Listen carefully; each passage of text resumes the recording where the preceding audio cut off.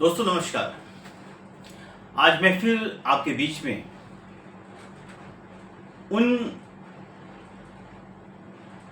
Stories को किस्तवार लेके आगे बढ़ रहा हूँ जिसको मैं चाहता था कि शायद ये मामला शांत हो जाए और मीडिया की सुर्खियों से अलग हो जाए।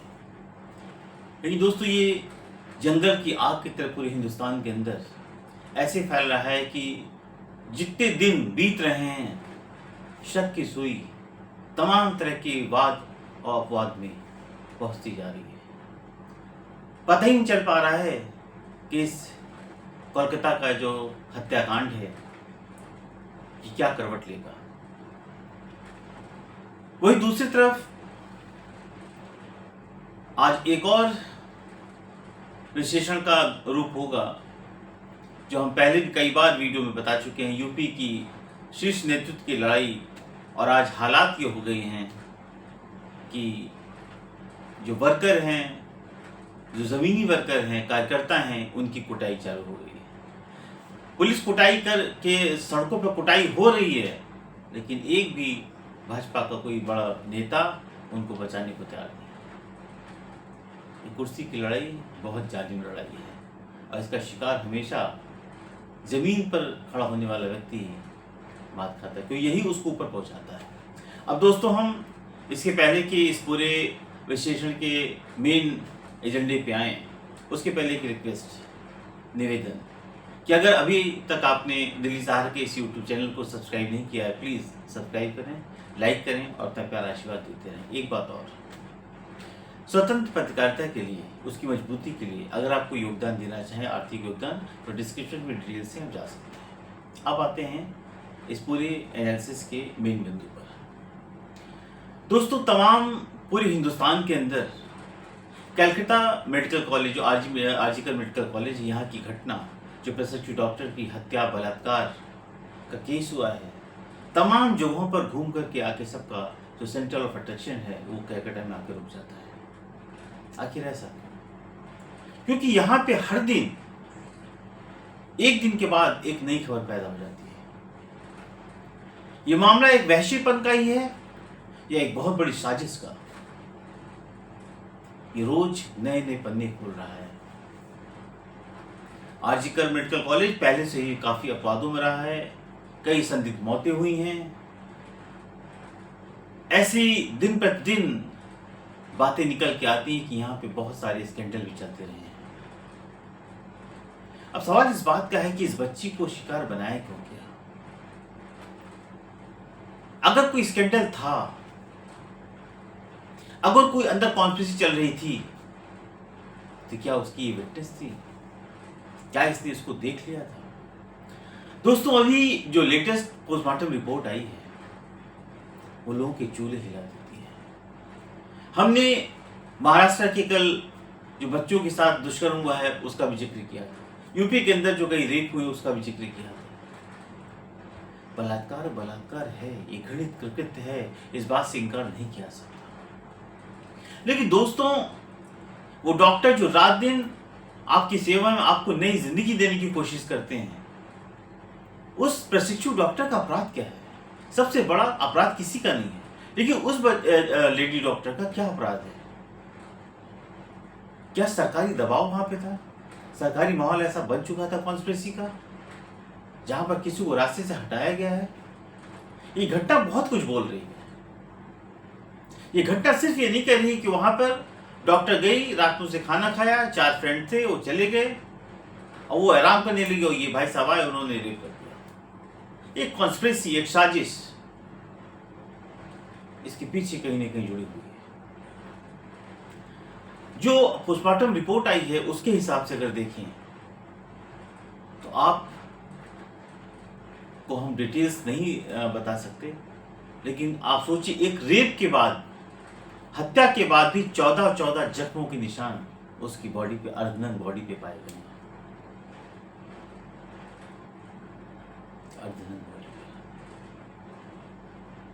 7:30 बजे, जैसा कि तू बता, 7:30 बजे किसी ने देखा तो चिल्लाया कि वहां कोई डेड बॉडी पड़ी हुई है। रात को 2 बजे वो अपने दोस्तों के साथ वहाँ पे खाना खाती है, उसके फ्रेंड चले जाते हैं, वो वहाँ पे आराम करने बैठ जाती है। अब देखिए इसमें कई सारे रास्ते हैं।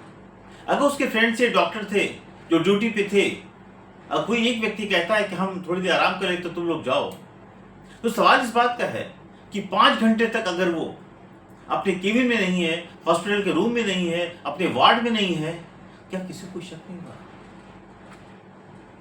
किसी ने कोई फोन क्यों नहीं किया? पता क्यों नहीं किया? फिर ऐसे में जब कोई व्यक्ति गायब होता सबसे पहले वहां जाता आदमी जहां से वो लास्ट टाइम छोड़ा गया था। तो अगर किसी को चिंता थी, अगर उसके अंदर कोई कॉन्स्पिरेसी नहीं थी, सबसे पहले उस स्पॉट पे जाना चाहिए था जहाँ पे खाना खाया तो जहाँ पे उसको छोड़ा था, जहाँ उसने अपने फ्रेंड से कहा था, जैसा बताया जाता है सूत्र की, उससे काम तुम लोग जाओ हम कुछ देर आराम कर लेते हैं। सच्चाई कुछ भी हो सकती है क्योंकि शब्दावली का फर्क है, कब किसने क्या कहा। अभी सीबीआई इंक्वायरी है, माननीय सुप्रीम कोर्ट का सीधा इंस्ट्रक्शन है उसके अंदर, इसलिए कुछ भी कहना इतना आसान नहीं है। लेकिन इस तरह की चीजें हुई क्यों? ऐसा माना जा रहा है कि कुछ मानव तस्करी का मामला भी इसके अंदर है, सेक्स स्कैंडल का मामला भी इससे जुड़ा हुआ है। आखिर इस हॉस्पिटल में वो क्या रहा? इस प्रिंसिपल ने उसकी मौत के चंद 48 घंटे के अंदर इस्तीफा क्यों दे दिया? क्या ये भागना चाहता था? ये सरकार इसका बचाव कर रही थी, बचाव इसको फट से रास्ते से हटा दिया? या यहाँ पे बहुत सारे ऐसे स्कैंडल चल रहे थे जिनका ये खुद जीता जाता उदाहरण था, जिसको कि चेहरे को बदल करके उसको दबाने की कोशिश की जा रही थी। ये सरकार ये जानती थी कि ये मामला इतना लंबा चौड़ा नहीं फैलेगा, उसको उम्मीद नहीं रही होगी कि पूरे हिंदुस्तान में जंगल की आग तरह ये फैल जाएगा और एक दूसरा इतना बड़ा इंसिडेंट हो जाएगा कि हर जुबान पर कोलकाता मेडिकल कॉलेज का ये, आरजी मेडिकल कॉलेज का ये हादसा, ये कृत्य लोगों की जुबान पे आ जाएगा। ऐसा क्या था? कुछ ना कुछ तो इसके अंदर ऐसी चीज है जो कि बार बार मजबूर कर रही है कि इसके अंदर कोई ऐसी चीज है जिसके कारण कोई राजनीतिक दबाव, कोई राजनीतिकरण, मानव तस्करी, सेक्स स्कैंडल या और बहुत सारी चीजें। बताया जाता है कुछ वेस्ट मटेरियल का भी बहुत बड़ा कॉन्ट्रैक्ट यहाँ पर हुआ था, सूत्र ऐसा बताते हैं, और वो भी यहाँ के प्रिंसिपल के किसी खास व्यक्ति को दिया गया था। उसके पीछे भी कॉन्स्पिरेसी थी। तो इस पे जो भी तार जुड़ रहे हैं उस पे कहीं ना कहीं इस बच्ची का इन्वॉल्वमेंट क्या है?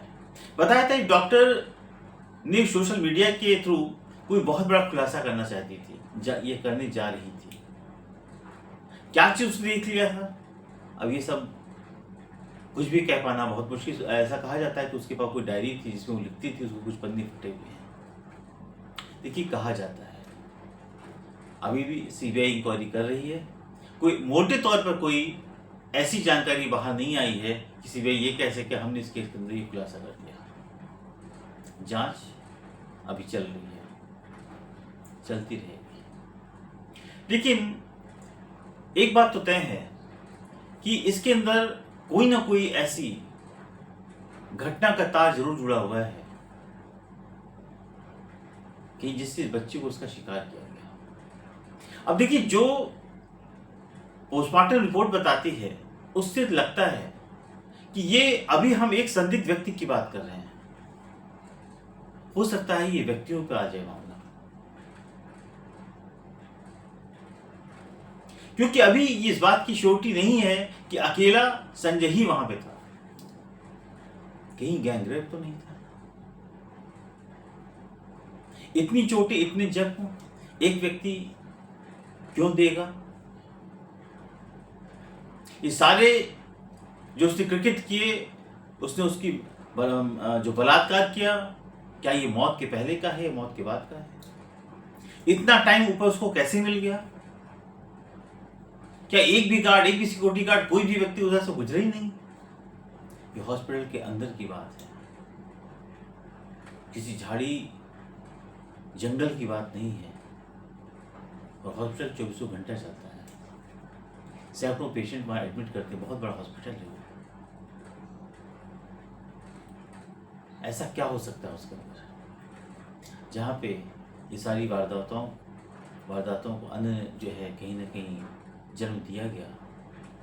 पुख्ता तौर पर, और उसको इस बात का कोई डर नहीं था कि यहाँ कोई आ भी सकता है। क्यों? वो पुलिस का दलाल था, पुलिस की व्यवस्था थी, ऐसा कोई अरेंजमेंट पहले से तय था, या उसकी रेखी पहले की जा चुकी थी कि कब वो बैठती है, कब जाती है, उसके बाद वहाँ कोई न जाए। बताया तो कुछ ऐसा भी जाता है कि 14 ग्राम जो डेड बॉडियाँ आती हैं, जो अननोन होती हैं, उनकी मानो अंगों के निकाल के उसको भी बेचने का मामला इसमें बन सकता है। अब ये प्रिस्क्रिप्टिव डॉक्टर किस चीज़ में गवाह बनी, क्या चीज़ इसने देखा और कौन सी चीज़ इसकी मौत का कारण बन गई, ये किसी को नहीं पता। लेकिन दोस्तों एक बात तय है कि अभी इस प्रिस्क्रिप्टिव डॉक्टर वाले मामले में हत्याकांड, रेप, बहुत बड़े बड़े खुलासे होने बाकी हैं। और जब माननीय chief justice of India Chandrachud साहब जिस केस में लगे हुए हैं, अगर हिंदुस्तान को ऐसे चीफ जस्टिस मिलते रहेंगे तो निश्चित रूप से मानिए कि बड़े बड़े केसेस के अंदर बड़े बड़े सफेद पोश वाले भी उनका चेहरा बाहर आएगा, हम इसकी उम्मीद करते हैं। ऐसा हो नहीं सकता कि माननीय सुप्रीम कोर्ट की भी नज़र है, इसलिए सीबीआई भी ऐसी कोई गलती नहीं करना चाहिए। और ममता दीदी के राज में आप कोई बहुत उम्मीद नहीं कर सकते हैं एक अच्छे प्रशासक की या अच्छे प्रशासन की। जब वाम मोर्चा की सरकार होती थी तो उसका बड़ा विरोध होता था, लेकिन ये उनकी आंटी निकल गई, पूरा बंगाल तबाह हो रहा है। ये मैडम की जिद के आगे कुछ भी बोलना मुश्किल है। बर्बादी तबाही बर्दाश्त की जा सकती थी, लेकिन बच्चों की मौत, इस विभत्स मौत, ये बर्दाश्त नहीं की जा सकती। क्या क्या चीजें हैं, क्या क्या हुआ है, किस तरह की चीजें पैदा हुई हैं, कितने लोग अभी निशाने पर हैं। ऐसा माना जा रहा है कि करीब 4 ऐसे लोग हैं जो निशाने पे हैं, पुलिस कभी उनको गिरफ्तार कर सकती है। लेकिन खुलासा तो होगा और व्यक्ति या व्यक्तियों का जो खेल है इसका भी खुलासा होगा। इतने बड़े काम के अंदर किसी एक व्यक्ति का ही रहना शायद कुछ और अंदेशा बयां कर सकता है।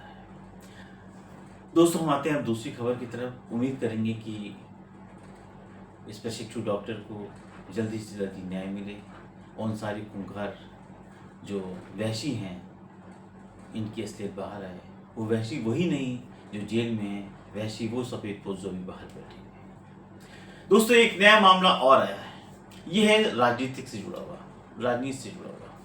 हमने कई वीडियो में आपको दिखाया था, बताया था कि उत्तर प्रदेश में जो लड़ाई चल रही है उस सरकार और संगठन के बीच की जो मियाद अभी पूरी नहीं हुई है। कोल्ड वार जारी है, इतने वाद अपवाद हो चुके हैं, इतने सरकार और संगठन को लेकर के दांव पे चले जा चुके हैं, शह मात का खेल हो चुका है कि इससे आम कार्यकर्ता पीड़ित था। मैंने बार बार इस बात को कहा था और मैंने एक चीज कही थी कि ये ऊपर जो शीर्ष नेतृत्व की लड़ाई है ये एक दिन कार्यकर्ताओं के ऊपर आएगी। और दोस्तों आज वो दिन आ गया जब ये शीर्ष नेतृत्व के नेता अपने अहम के टकराव के कारण, अपनी कुर्सियों के कारण, अपने आप को सुप्रीमेसी दिखाने के कारण ये लड़ते रहे। और जिस पार्टी को आज इस स्तर पर पहुंचाने वाला दिन यही जो यूपी का कार्यकर्ता है, भाजपा का कार्यकर्ता है, आज हालात वही हो गए हैं कि इनकी लड़ाई के बाद इनकी कार्यकर्ताओं को वो अहमियत हो गई है कि सड़कों पर जो है खुलेआम पीटे जाते हैं, मारे जाते हैं, लेकिन एक भी भाजपा का बड़ा नेता या सेकंड लेवल का नेता भी उनसे मिलने नहीं आता है। जी दोस्तों एक ऐसा ही मामला लखनऊ में अभी शनिवार को हुआ है। लखनऊ राजनाथ सिंह का शहर है, वही राजनाथ सिंह जिन्होंने अभी राहुल गांधी के साथ उनका एक मसला निकल के आया है 15 अगस्त को, ऐसा कहा जाता है कि लोग कहते हैं कि जानबूझ के राहुल गांधी को पीछे ढकेल दिया गया, राजनाथ सिंह का ही नाम आ रहा है उसमें। अब राजनाथ सिंह विदेश मंत्री हैं, लखनऊ के सांसद हैं, लखनऊ का कार्यकर्ता सड़कों पर पीटा जा रहा हो और तमाम इंफॉर्मेशन के बावजूद एक भी व्यक्ति उससे थाने पे मिलने न जाए, हॉस्पिटल में मिलने न जाए। सोचिए कितना बड़ा दुर्भाग्य इन कार्यकर्ताओं का है, जिसने खून पसीने से इस पार्टी को सींचा है। और आज पुलिस भी उसके साथ वही बर्ताव कर रही है जो समाजवादी पार्टी के नेताओं के साथ करती है। तो पुलिस को ऐसा क्या हुआ? क्या शीर्ष नेतृत्व की लड़ाई के बाद इन सब की अहमियत खत्म हो गई? दोस्तों, ये मामला है गौतमपल्ली थाना लखनऊ के कमिश्नरेट का। यहाँ पर भाजपा की मीडिया प्रभारी या संयोजक हैं जितेंद्र मिश्रा। बताया जाता है कि जितेंद्र मिश्रा चूंकि मीडिया से जुड़े हुए हैं और ये वहाँ पर जो गौतमपल्ली थाना है उसके पास ये गुजर रहे थे शनिवार की शाम को नियर अबाउट 5 बजे के आसपास। तो वहाँ पे 2 धड़ों की लड़ाइयाँ हो रही थी। बताया जाता है कि जो अधिकारी था वो विधि विभाग का बहुत बड़ा अधिकारी था, लखनऊ का ही, और उनका किसी की गाड़ी से कोई टकराव हो गया था या किसी स्क्रैच उस पर झगड़ा मारपीट चल रही थी। वहाँ पर चूंकि जितेंद्र ने देखा कि किसी की पिटाई हो रही है, जब एक मीडिया का व्यक्ति कहीं गुजरता है तो उसके जहन में हमेशा होता है कि उसको कवर करो, आखिर है क्या ये। वो उसका वीडियो बनाने लगे। जैसे वीडियो तो उस गाड़ी के अंदर बैठी कोई महिला ने देख लिया, उसने चिल्लाया कि देखो वो वीडियो बना रहा है। तो उनकी जो सुरक्षा कर्मी थे बस उन्होंने कुछ नहीं सोचा, लात और जूतों से जो उसको मारना शुरू किया, बिना पूछे बिना कुछ कहे उसका मोबाइल तोड़ दिया और मार मार के उसको अधमरा करके सड़क पे छोड़ के चले गए।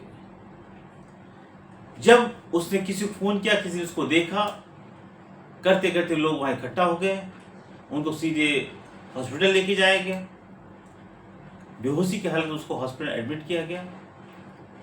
उपचार के बाद वहां तमाम सैकड़ों कार्यकर्ता जो भारतीय जनता पार्टी के थे लखनऊ में, वो इकट्ठा हुए। उसके बाद उन्होंने थाने का घेराव किया। थाने पे लंबे समय तक 3-3, 4-4, 5-5 घंटे तक बवाल चलता रहा। वहां का जो भाजपा के जो नेता हैं उन्होंने सीधा आरोप लगाया था एसएचओ के ऊपर। ये रिकॉर्डेड वीडियो हमारे पास है जिसमें उन्होंने आरोप लगाया था कि भ्रष्ट एसएचओ भाजपा के कार्यकर्ताओं को गालियां देता है और ये भ्रष्ट है, इसको हटाइए। ये वहां पे उनका खुद का वर्जन है थाने के अंदर।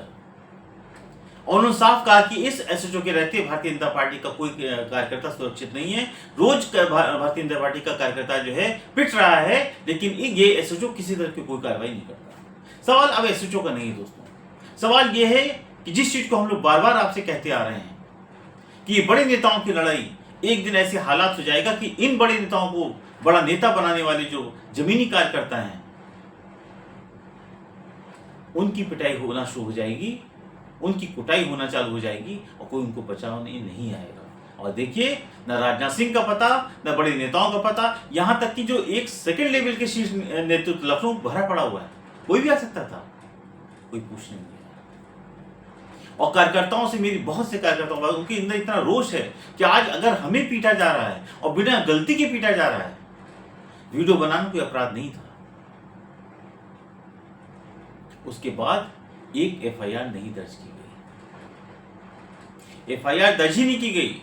सूत्र तो यहां तक बता रहे कि थाने पे जब काफी ज्यादा कार्यकर्ता इकट्ठा हो गए और उनके अंदर बहुत रोष था, तो वहां पर मीडिया सेल नहीं बल्कि लीगल सेल के जो बड़े बड़े मठाधीश बैठे हुए हैं लखनऊ में, आप जानते हैं, जो बड़े बड़े भाजपा नेताओं के थ्रू अपना धंधा चलाते हैं, उनके फ़ोन आने शुरू हो गए। तुरंत इमीडिएट मैसेज दिया गया कि थाने को खाली कर दो।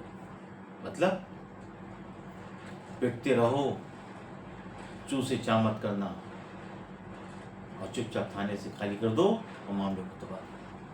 ये भाजपा के शासनकाल के अंदर भाजपा का कार्यकर्ता पिट रहा है और उन्हीं का नेता कह रहा है कि धरने पर मत बैठ जाना, गलती से अपने अपने घर जाओ, हम देख लेंगे।